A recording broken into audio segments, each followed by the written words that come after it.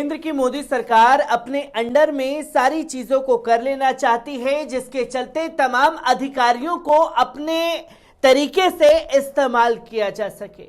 और इसी तरीके का प्रेशर लगातार जो है वो सुप्रीम कोर्ट के ऊपर भी बनाने की कोशिश की जा रही है, जहां केंद्र सरकार और खासतौर पे सुप्रीम कोर्ट के बीच में अब जंग छिड़ चुकी है। वो जंग कॉलेजियम विवाद को लेकर के छिड़ी हुई है, जहां लगातार कानून मंत्री किरण रिजिजू कॉलेजियम विवाद पर सुप्रीम कोर्ट के जजों के फैसलों पर ही सवाल उठाते हुए दिखाई दे रहे हैं। तो वहीं सुप्रीम कोर्ट के जज भी लगातार आईना दिखाने का काम कर रहे हैं, किस तरीके से तमाम चीजें चल रही हैं और कैसे इस पर अब राजनीति तेज हो चुकी है। एक बार इस पूरी रिपोर्ट पर नजर डालते हैं। केंद्र सरकार ने सुप्रीम कोर्ट को सलाह दी है कि कॉलेजियम में उसके प्रतिनिधियों को भी शामिल किया जाए। कानून मंत्री किरण रिजिजू ने सीजीआई को खुला खत लिखा है और कहा है कि जजों की नियुक्ति की प्रक्रिया में सरकारी प्रतिनिधि शामिल करने से सिस्टम में पारदर्शिता आएगी और जनता के प्रति जवाबदेही भी तय हो सकेगी।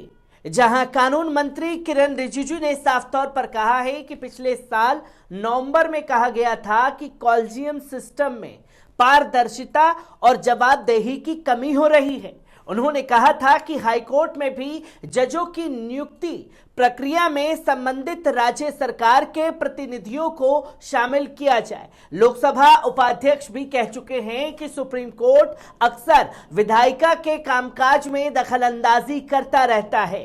इस मामले में दिल्ली के मुख्यमंत्री अरविंद केजरीवाल ने भी अपनी प्रतिक्रिया दी है और कॉलेजियम विवाद पर केंद्र सरकार को घेरा है, जहां खतरनाक हो चुके हैं कॉलेजियम विवाद पर लिए गए निर्णय। बिल्कुल सही है कि टाइम्स ऑफ इंडिया ने अपनी रिपोर्ट में कहा है कि कानून मंत्री के सुझाव को सुप्रीम कोर्ट मान ले, ऐसा मुश्किल है।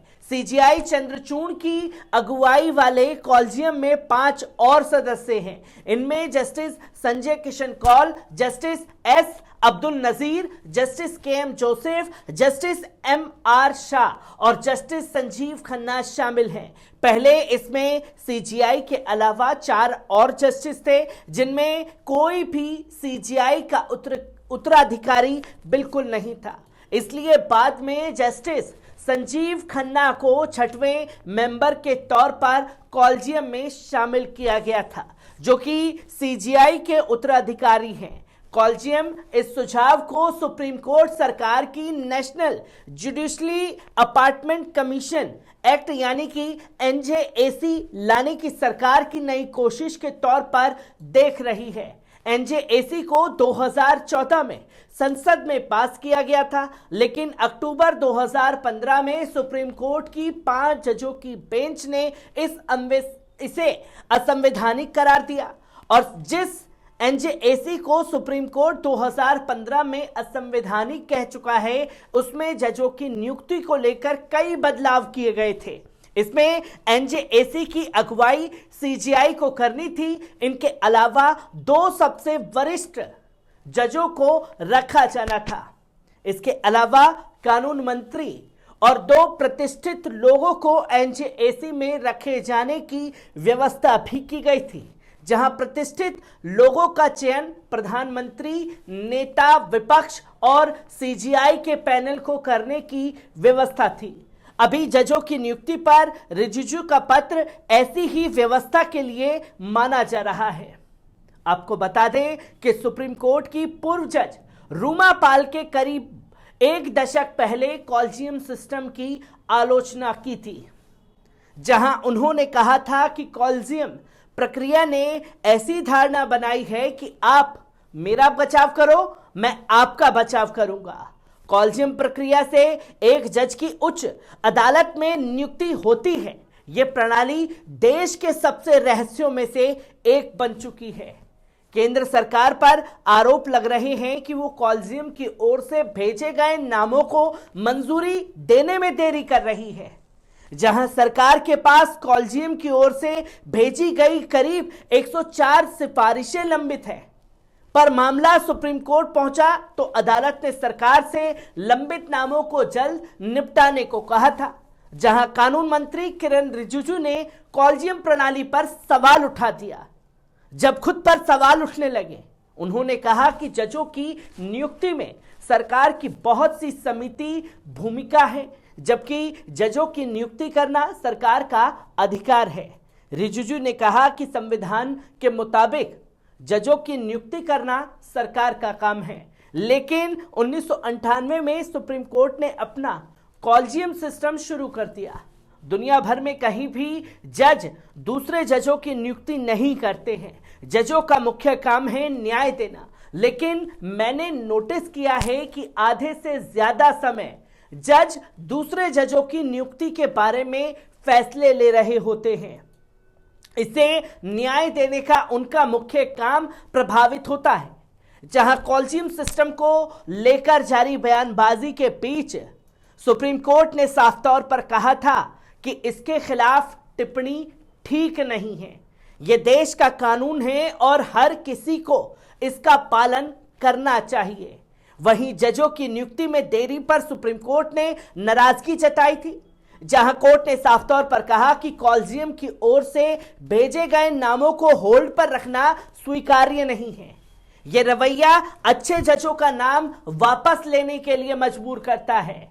यह कोई हाई कोर्ट और सुप्रीम कोर्ट में जजों की नियुक्ति और ट्रांसफर की प्रणाली नहीं है, जिसे आप जब चाहे लागू करते हैं और अपना ऑर्डर थोपने लगे।